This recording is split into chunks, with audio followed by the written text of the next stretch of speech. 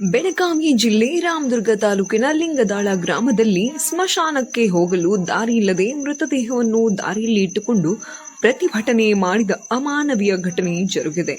ಮೊದಲಿನಿಂದಲೂ ವಹಿವಾಟು ರಸ್ತೆ ಮೂಲಕ ಸ್ಮಶಾನಕ್ಕೆ ತೆರಳಿ ಶವ ಸಂಸ್ಕಾರ ಮಾಡುತ್ತಿದ್ದ ಸಾರ್ವಜನಿಕರು ಇತ್ತೀಚೆಗೆ ಜಮೀನಿನ ಮಾಲಕ ಫಕೀರಪ್ಪ ಉಪ್ಪಾರ್ ತನ್ನ ಜಮೀನಿನ ಸರ್ವೆ ಮಾಡಿಸಿದಾಗ ರಸ್ತೆ ತನ್ನ ಜಮೀನಿನಲ್ಲಿ ಇರುವುದರಿಂದ ರಸ್ತೆಯನ್ನು ಬಂದ್ ಮಾಡಿ ವ್ಯವಸಾಯ ಮಾಡುತ್ತಿದ್ದಾನೆ. ಆದರೆ ಮೊದಲಿನಿಂದಲೂ ಅದೇ ವಹಿವಾಟು ರಸ್ತೆ ಮುಖಾಂತರ ಜನರು ರಸ್ತೆ ಬಂದ್ ಮಾಡಿದ ಹಿನ್ನೆಲೆಯಲ್ಲಿ ಶವ ಸಂಸ್ಕಾರಕ್ಕೆ ತೊಂದರೆಯಾಗುತ್ತಿದ್ದು, ಈ ವಿಷಯವನ್ನು ಸಾಕಷ್ಟು ಬಾರಿ ಸ್ಥಳೀಯರು ತಾಲೂಕು ದಂಡಾಧಿಕಾರಿಗಳ ಗಮನಕ್ಕೆ ತಂದರೂ ಸಹ ಯಾವುದೇ ಪ್ರಯೋಜನವಾಗಿಲ್ಲ. ತಾಲೂಕು ದಂಡಾಧಿಕಾರಿಗಳು ಈ ವಿಷಯವಾಗಿ ಸೂಕ್ತ ಕ್ರಮ ಕೈಗೊಳ್ಳದೆ ಕಾಲಹರಣ ಮಾಡುತ್ತಿದ್ದಾರೆ ಎಂದು ಸ್ಥಳೀಯರು ಪ್ರತಿಭಟನೆ ನಡೆಸಿದರು.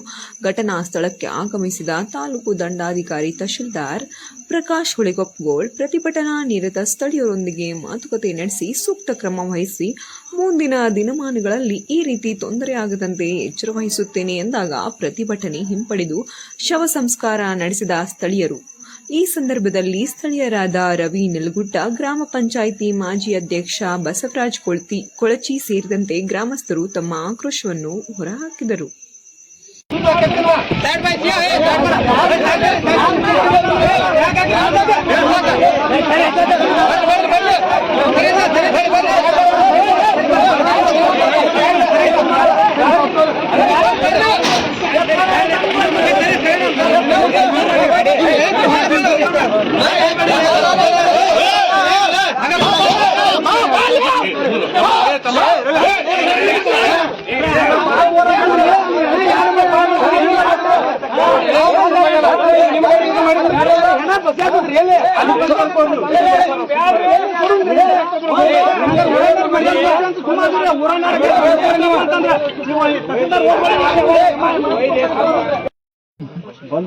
ನೀ ಅಂದಿದ್ರ ಸಲುವಾಗಿ ನಾ ಹೇಳಕತ್ತೀನಿ.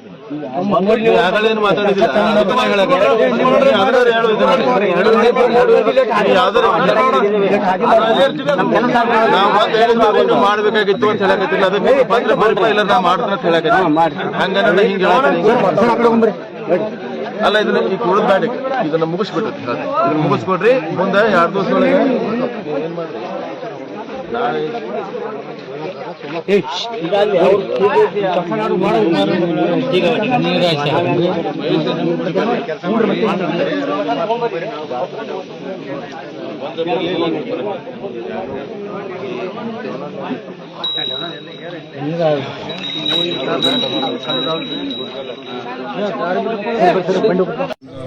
ರಾಮದುರ್ಗ ತಾಲೂಕಿನಿಂದ ಗ್ರಾಮದ ಒಂದು ಸ್ಮಶಾನಕ್ಕೆ ಹೋಗೋ ರಸ್ತೆದ ಒಂದು ಸಮಸ್ಯೆ ಇದೆ. ನಾವು 2 ವರ್ಷದಿಂದ ಇದು ಸಮಸ್ಯೆ ಹಿಂಗೆ ಕಂಟಿನ್ಯೂಸ್ ನಡ್ತಾನೆ ಇದೆ. ಈಗ ನಾವು ಸಾಕಷ್ಟು ತಹಶೀಲ್ದಾರ್ ಸರಿ, ಮೊದಲು ತಹಶೀಲ್ದಾರ್ ಇದ್ದಾರೆ, ಅದು ಈಗ ನಾವು ಮನವಿ ಕೊಟ್ಟರು ಕೂಡ ಯಾವುದೇ ರೀತಿ ನಮ್ಮ ಒಳಗೆ ಸರ್ ಸ್ಪಂದನೆ ಮಾಡಿಲ್ಲ. ಈಗ 2 ತಿಂಗಳಿಂದ ಕಡೆ ಇದೇ ಒಂದು ಘಟನೆ ಆಗಿತ್ತು. ಹಿಂಗೆ ಒಬ್ಬರು ಡೆತ್ ಆಗಿದ್ರು. ಡೆತ್ ಆದ ಟೈಮ್ದಾಗ ನಾವೆಲ್ಲ ಊರಿನ ಹಿರಿಯರು ಕೂತ್ಕೊಂಡು ಮತ್ತು ಅವ್ರು ತಹಶೀಲ್ದಾರ್ಗೆ, ತಲಾಟಿಗೆ ಮತ್ತು PO ಸರ್ಗೆ ಎಲ್ಲರಿಗೂ ರಿಕ್ವೆಸ್ಟ್ ಮಾಡ್ಕೊಂಡಾಗ ಅವರು ತಹಶೀಲ್ದಾರ್ ಸರ್ ಭೇಟಿ ಆದಾಗ ಅವರು ಇಲ್ಲ, ನಾನು ಏನೋ ಒಂದು ಲೀಗಲ್ ಒಪಿನಿಯನ್ ತೊಗೊಂಡು ಅದನ್ನು ಸರಿ ಮಾಡಿಕೊಡ್ತೇನೆ ಅಂತ 2 ತಿಂಗಳಿಂದ ಮಾತು ಕೊಟ್ಟಿದ್ದಾರೆ ನಮ್ಗೆ. ಆ ಪ್ರಕಾರ ಅವ್ರು ಮಾತು ಕೊಟ್ಟರು, ಅದು ನಮ್ಮ ಕೆಲಸ ಆಗಿಲ್ಲ. ಸರಿಯಾದ ರೀತಿಯಿಂದ ನಾವು ಬೆಳಿಗ್ಗೆ ಇವತ್ತು ಈ ಡೆತ್ ನಿನ್ನೆ ಡೆತ್ ಆಗಿದೆ ನೈಟ್. ನಾವು ಇವತ್ತು ಬೆಳಿಗ್ಗೆ 8:30 9 ಗಂಟೆಗೆ ಫೋನ್ ಮಾಡಿದ್ದೀವಿ ತಹಶೀಲ್ದಾರ್ಗೆ. 9 ಗಂಟೆಗೆ ಫೋನ್ ಮಾಡಿದರೆ ಅವರು 11:30 12 ಗಂಟೆಗೆ ನಮ್ಗೆ ಇಲ್ಲಿ ಊರಿಗೆ ಬಂದಿದ್ದಾರೆ. ಆದರೂ ಇಲ್ಲಿ ಬಂದರೂ ಕೂಡ ನಮಗೆ ಶಾಶ್ವತವಾದ ಪರಿಹಾರ ಇನ್ನೂ ಕಲ್ಪಿಸಿಕೊಟ್ಟಿಲ್ಲ. ಈಗ ರೈತರದು ಮೊದಲು ನಮ್ಮದು 20-30 ವರ್ಷದಿಂದ ಹಿರಿಯರು ಮತ್ತು ಆ ಹೊಲ್ದಾರಿಗೆ ಹೇಳ್ಕೊಂಡು ಕಾಂಪ್ರಮೈಸ್ ಮಾಡ್ಕೊಂಡು ರಸ್ತೆ ಮಾಡ್ಕೊಂಡಿದ್ರು. ಅದು ಈಗ ಅವ್ರು ಸರ್ವೆ ಮಾಡ್ಕೊಂಡ್ರು. ಸರ್ವೆ ಮಾಡಿದ ತಕ್ಷಣ ಅವ್ರ ಹೊಲದೊಳಗೆ ಆ ರಸ್ತೆ ಬಂತು. ರಸ್ತೆ ಬಂದಿದ್ದಕ್ಕೆ ಅವರು ನಮ್ಮ ಹೊಲದೊಳಗೆ ರಸ್ತೆ ಬಂದಿತ್ತು ಅಂತೇಳಿ ಅವ್ರು ರಸ್ತೆ ಕಿತ್ತಾಕಿದ್ರು. ಈಗ ಅದಕ್ಕೆ ಅವರು ರಸ್ತೆ ಕಿತ್ತಾಕಿದ್ರಲ್ಲ, ಅದಕ್ಕೆ ನಮ್ಮ ತಹಶೀಲ್ದಾರ್ ಕಡೆಯಿಂದ ಅದಕ್ಕೊಂದು ರಸ್ತೆ ಕಿತ್ತಾಕಿದ್ದಾರೆ. ಅವ್ರ ಸರ್ವೆ ನಂಬರ್ ಒಳಗೆ ಅವ್ರ ಆಸ್ತಿಯೊಳಗೆ ಆ ರೋಡ್ ಬಂದೈತಿ, ಅದಕ್ಕೆ ಅವ್ರು ಕಿತ್ತಾಕಿದ್ದಾರೆ. ಬಟ್ ಅದಕ್ಕೆ ನಮಗೆ ಒಂದು ಊರಿಗೆ ಸ್ಮಶಾನಕ್ಕೆ ಹೋಗೋಕ್ಕೆ ದಾರಿಗೆ ಒಂದು ಶಾಶ್ವತ ಪರಿಹಾರ ಕಲ್ಪಿಸಿಕೊಡಿ ಅಂತೇಳಿ ನಾವು ರಿಕ್ವೆಸ್ಟ್ ಮಾಡ್ಕೊಂಡ್ವಿ. ಆದರೂ ಕೂಡ ತಹಶೀಲ್ದಾರ್ ಸರ್ ನಮ್ಗೆ ಯಾವುದೇ ರೀತಿ ರೆಸ್ಪಾನ್ಸ್ ಮಾಡಿಲ್ಲ. ನೀವು ಈ ಬಗ್ಗೆ ಶಾಸಕರ ಗಮನಕ್ಕೆ ಏನಾದ್ರು ತಂದಿರಿ? ಇವತ್ತು ಮಾತಾಡಿದ್ದೀವಿ ನಾವು ಶಾಸಕರಿಗೆ. ಇಲ್ಲಿವರೆಗೆ ನಾವು ಶಾಸಕರ ಗಮನಕ್ಕೆ ತಂದಿದ್ದಿಲ್ಲ. ಇವತ್ತು ಶಾಸಕರಿಗೆ ಫೋನ್ ಹಚ್ಚಿದಾಗ ಅವರ ತಹಶೀಲ್ದಾರ್ ಸರ್ ಫೋನ್ ಹಚ್ಚಿ ಹೇಳಿದ ಮೇಲೆ ಬಂದಿದ್ದಾರೆ ಇವರು. ನಾವು ಅವ್ರ ಶಾಸಕರು ಬೆಳಗ್ಗೆ 9:32 ಶಾಸಕರು ಅವ್ರಿಗೆ ಫೋನ್ ಮಾಡಿದ್ದಾರೆ ತಹಶೀಲ್ದಾರ್ಗೆ. ಮಾಡಿದ್ರು ಕೂಡ ಅವರು 9:30 ಶಾಸಕರು ಫೋನ್ ಮಾಡಿದ್ರೆ ಇವರು 12:00 ಇಲ್ಲಿ ನಮ್ಮ ಸ್ಪಾಟಿಗೆ ಬಂದಿದ್ದಾರೆ. ತಹಶೀಲ್ದಾರ್ ಅಂದ್ರೆ ಬೇಜವಾಬ್ದಾರಿಯಿಂದ ಕೆಲಸ ಮಾಡ್ತಿದ್ದಾರೆ. ಪಂಚಾಯತಿಯಿಂದ ಯಾವುದೇ ಅನುದಾನ ಬಂದಿಲ್ಲ. ಪಂಚಾಯತಿಯಿಂದ ಈಗ ಯಾವುದು 2000 ಇಲ್ರಿ ಈಗ ಏನಿಲ್ರಿ 2006 ಒಳಗೆ ಸರ್ 2006 ಒಳಗೆ ಮಾಡಿಸಿದ ರಸ್ತೆ ಸರ್ ಅದ 2006 ಒಳಗೆ ಏನಾಗಿತ್ತು ಸರ್ ಇದೊಂದು ಸೈಡು ಒಟ್ಟು ಇಬ್ಬರು ಜಮೀನದಾರ ಅದಾರ ಸರ್ ರೈತರು ಇಬ್ಬರು ಅದಾರ. ನಾವು ಏನು ಹೇಳಿದ್ವಿ ರೀ ಸರ್ ನಿಮ್ಮದು ಕೂಡ 4 8 ಫೂಟ್ ಕೆಲಸ ಮಾಡ್ಬೇಕಂತ ರಸ್ತೆ ಮಾಡಿದ್ವಿ ರೀ. ಬಟ್ ಈಗ ಅದೇನಾಯ್ತು ಒಬ್ಬ ರೈತರ ಕಡೆ ಸರ್ವೆ ಮಾಡಿಸ್ತಾ ಒಬ್ಬ ರೈತರ ಕಡೆ ಬಂತ್ರಿ ಅದ. ನಾವೇನು ಹೇಳಿದ್ವಿ ನೀವು ಎಲ್ಲ ಸರ್ವೆ ಆದಮೇಲೆ ನೀವು 4 ಫೂಟ್ ಕೊಡ್ರಿ, ಅನುಕೂಲ ಆತಂದ್ರೆ ಸರ್ಕಾರದಿಂದ ಯಾವ್ದಾರು ಅದಕ್ಕೆ ಕೊಡ್ತಕ್ಕಂಥ ಏನೋ ಅನುದಾನ ಕೊಡಿಸ್ಬೇಕಾದ್ರೆ ತಹಸೀಲ್ದಾರ್ಗೆ ನಾವು ಮಾತಾಡಿ ಮನವಿ ಕೊಟ್ಟು ನಾವು ಅದಕ್ಕೆ ಏನಾದ್ರು ಪರಿಹಾರ ಕೊಡಿಸಿ ವ್ಯವಸ್ಥೆ ಮಾಡ್ತೀವಿ ಅಂತ ಹೇಳಿದ್ವಿ ಸರ್. ಬಟ್ ನಾವು ಹೇಳಿದ ಮೇಲೆ 2 ತಿಂಗಳಾಯ್ತು ನಾವು ಹಾಳೆ ತಹಸೀಲ್ದಾರ್ ಸರ್ಗೆ ಈ ಥರ ರೈತರಿಗೆ ನಾವು ಏನೋ ಹೇಳಕ್ಕೆ ಹೋದ್ರೆ ಸರಿ ಅನ್ಸಂಗಿಲ್ಲ, ನೀವು ಸ್ಥಾನಿಕ ಬರ್ರಿ ಬಂದು ಇದನ್ನು ಸರಿ ಮಾಡಂತ ಕೊಟ್ರೆ ಈ ಸತ್ತಾಗ ಮತ್ತೆ ಯಾವ್ದಾದ್ರು 2 ತಾಸು ಲೇಟಾಗಿ ಬಂದರೆ ಮುಂಚೆ ನಾವು ಏನೋ ಅರ್ಜಿ ಕೊಟ್ಟಿದ್ದೀವಿ ಸರ್, ಅವಾಗ ಬಂದು ಇದನ್ನೆಲ್ಲ ಮಾಡಿದ್ರಂದ್ರೆ ಆ ರೈತರ ಈಗ ಅದನ್ನು ಪೀಕು ಮಾಡ್ತಿರ್ಕಿಲ್ಲ, ನೀರು ಹಾಸ್ತಿರ್ಕಿಲ್ಲ. ಅರ್ಜಿ ಕೊಟ್ಟು ಎಷ್ಟು ನಾವು 9ನೇ ತಾರೀಕು ಕೊಟ್ಟಿದ್ದೀವಿ ಸರ್, 1ನೇ ತಿಂಗಳು ಜನವರಿ ತಿಂಗಳದಾಗ ರೀ. ಅರ್ಜಿ ಕೊಟ್ಟರು ಇನ್ನೂ ಮಟ್ಟ ಏನು ಸ್ಪಂದಿಸಿಲ್ಲ ಸರ್. ಮುಂಚೆನೂ 2022 ಕೊಟ್ಟಿದ್ದೀವಿ ಸರ್. ನಮ್ಮ ಕಡೆ ಎಲ್ಲ ಪಂಚಾಯತಿ ರೆಕಾರ್ಡ್ಸ್ ಐತೆ ಸರ್. ಒಟ್ಟು ಏನು ಸರ್ವೆ ಕೊಟ್ಟರು ಈಗ ನೋಡಿ ಯಾವ್ದೊಬ್ಬ ರೈತರ ಸರ್ವೆ ಕೊಟ್ಟರು ಅಂದ್ರೆ 15,000 ರೂಪಾಯಿ ತೊಗೊಂಡು ಮತ್ತೊಬ್ಬರು ತೊಗೊಂಬಂದು 20 ದಿವಸದಾಗ ಸರ್ವೆ ಮಾಡಿಸ್ತಾರೆ. ನಾವು ಊರ ಸೆಟ್ಲ್ಮೆಂಟ್ ಏರಿಯಾ ಸದ್ಯಕ್ಕೆ ಸರ್ವೆ ಕೊಟ್ಟರೆ ಬರೋಬ್ಬರಿ 5-6 ತಿಂಗಳಾತ್ರಿ. ಸೆಟ್ಲ್ಮೆಂಟ್ ಏರಿಯಾ ಅಂತ ಏನಾದ್ರು ಬಂದಾಗ ಆ ಸೆಟ್ಲ್ಮೆಂಟ್ ಎಲ್ಲ ಮಾಡ್ಬೇಕಂತಂದ್ರೆ ಅವ್ರ ಕರ್ತವ್ಯ ಸರ್. ತಹಸೀಲ್ದಾರಿಗೆ ಭೇಟಿ ಆದ್ರೆ ಆಯ್ತಲ್ಪ ಮಾಡ್ಸೋಣ ಅಂತಾರೆ, ಸರಿಯಾಗಿ ರೆಸ್ಪಾನ್ಸ್ ಮಾಡೋದಲ್ಲ. ಒಟ್ಟು ಹೇಳ್ಬೇಕಂದ್ರೆ ರೈತರಿಗೆ ಸರಿಯಾಗಿ ಸ್ಪಂದನೆ ಮಾಡಲ್ಲ ಅಂತ ಅನ್ಸುತ್ತೆ.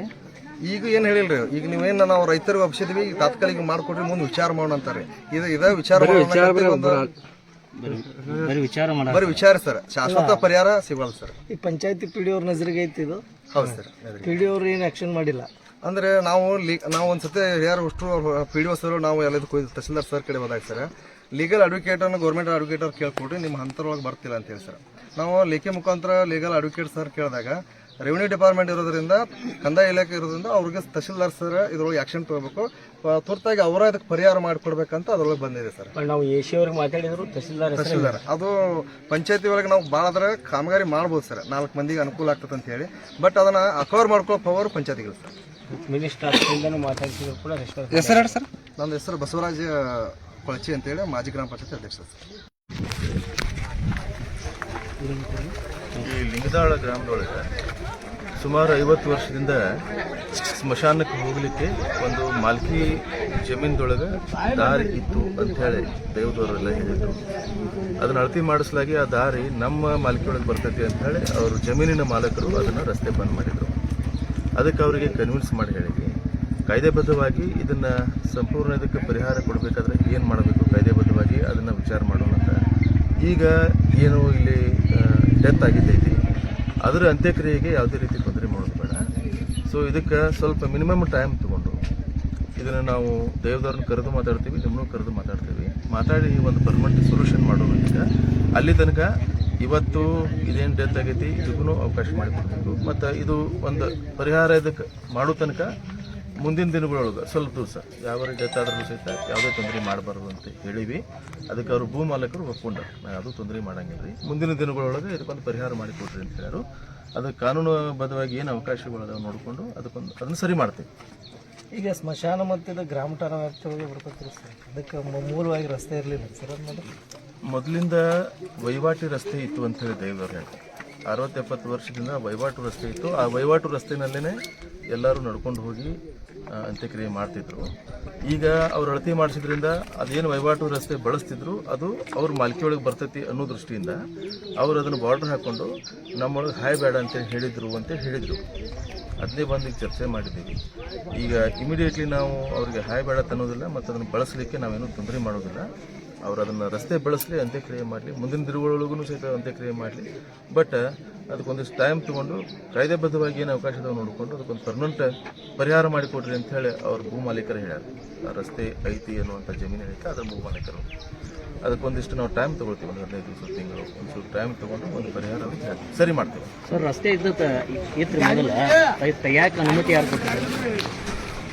ತೆಗಿಲಾಕೆ ಯಾರೂ ಅನುಮತಿ ಕೊಟ್ಟಿಲ್ಲ. ಅವರು ಸೋಮೋಟೋ ಅದನ್ನು ಅಳತೆ ಮಾಡಿಸಿ ಅವರ ಸೀಮೆಯೊಳಗೆ ಅದು ಬರ್ತೈತಿ ಅನ್ನೋ ದೃಷ್ಟಿಯಿಂದ ಅದನ್ನು ಬಂದ್ ಮಾಡಿದ್ರು. ಅದನ್ನು ತೆಗಿಸಿವಿ. Thank you.